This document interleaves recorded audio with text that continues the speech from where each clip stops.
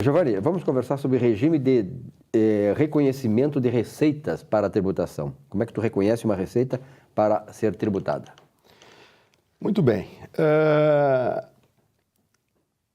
A legislação fiscal estabelece critérios de reconhecimento de receitas para os fins de pagamento dos impostos. Quais impostos? Imposto de renda, a contribuição social, o PIS/COFINS. Quando apurado pelo lucro presumido, há essa possibilidade de variações. O simples e o microempresário individual, o MEI. O empresário pode oferecer tributação sobre as suas receitas na medida em que essas receitas forem sendo recebidas ou na efetiva venda da mercadoria ou do serviço. Para a gente tentar entender. O regime de reconhecimento de receitas basicamente são dois, ou o regime caixa ou o regime competência. O regime competência é a metodologia pelo qual a empresa apura o faturamento quando ela vende, no mês que ela vende a mercadoria ou no mês que ela entrega o serviço. A grosso modo, é no mês da emissão da nota fiscal. Então, a empresa vendeu uma mercadoria em junho e vai receber o valor do preço da venda em agosto. O boleto vencimento em agosto. No regime de competência, reconhece essa receita no mês da venda, em junho e não em agosto. Se a empresa, todavia, apurar o regime de reconhecimento das receitas pelo regime de caixa, ela vai pagar o tributo, incluir na base de cálculo da tributação no mês de vencimento da fatura, não necessariamente no vencimento da fatura, mas no recebimento da fatura, que nesse nosso exemplo foi em agosto. Quando ela receber essa fatura. Quando ela receber essa fatura, ela vai incluir o valor da venda dessa fatura na base de cálculo dos tributos para efeito de tributação dos impostos federais. Muito bem. Mas a dica de maior relevância é no tocante à distribuição dos lucros das empresas para os sócios.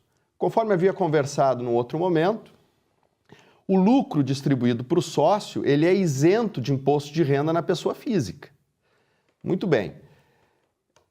O Ministério da Fazenda, num recente julgado, através do Conselho Administrativo de Recursos Fiscais, exarou uma decisão, no mínimo, polêmica. O que disse o CARF?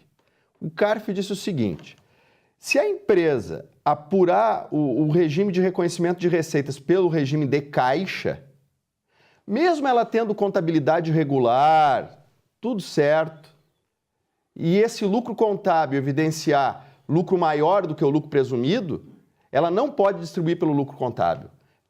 A distribuição do lucro, nesse caso, tem que ser pelo lucro presumido, ou seja, a empresa só vai poder distribuir para o sócio um limite de 8% menos o imposto de renda sobre faturamento, no caso de venda de mercadorias, ou 32% menos o imposto de renda pago no caso de venda de serviços. Então tem esse limitador. Nesse caso específico, a empresa levantou balanço, levantou demonstração do resultado, apurou pelo regime caixa e distribuiu pelo lucro contábil. E essa diferença, esse excesso que o fisco considerou, foi tributado na pessoa física, né? O que gerou inconformidade do contribuinte. Esse assunto foi para o CARF e o CARF decidiu dessa forma. Senhores, então, esse processo é o acórdão 2202-003-018 da segunda Câmara do CARF, que pode ser obtido no Google ou no site do CARF para consulta para quem tiver interesse. Então, é muito importante procurar um profissional para fazer esse planejamento. Porque, aparentemente, é melhor oferecer tributação na medida que a empresa recebe os valores das vendas, todavia tem essa repercussão fiscal, né, no tocante à distribuição dos lucros aos sócios. Em tese, sempre é melhor utilizar o regime de caixa, né, aquele que quando você recebe a fatura. Em tese, isso. Aparentemente sim, mas pode ter uma repercussão negativa na pessoa física no momento em que a empresa pagar lucro para o sócio. Então é importante procurar um contador, procurar um especialista para fazer um planejamento e verificar a melhor alternativa no caso em concreto.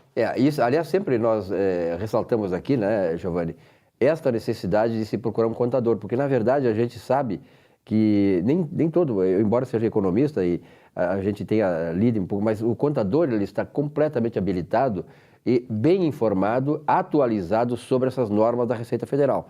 E isso é importante para a empresa, porque a empresa ela precisa estar em conformidade com a legislação para não cair depois em problemas que possam, inclusive, e a gente tem exemplos disso, né? Possam, inclusive, decretar a falência da empresa. Não é verdade? Verdade. Então tá, obrigado pela tua presença aqui e parabéns aí, eu tenho recebido muitas manifestações do pessoal que gosta muito desse espaço, porque até pequenos empresários que estão abrindo sua empresa agora no MEI e que estão tendo essas informações e vendo a necessidade de serem bem assessorados para não ter problemas fiscais, porque o problema fiscal, a falta de uma boa contabilidade, é como eu digo, né, ela pode ser decisiva para o insucesso empresarial. Giovanni, até a semana que vem. Até a semana que vem, uma satisfação. Da mesma forma, até lá. Até lá.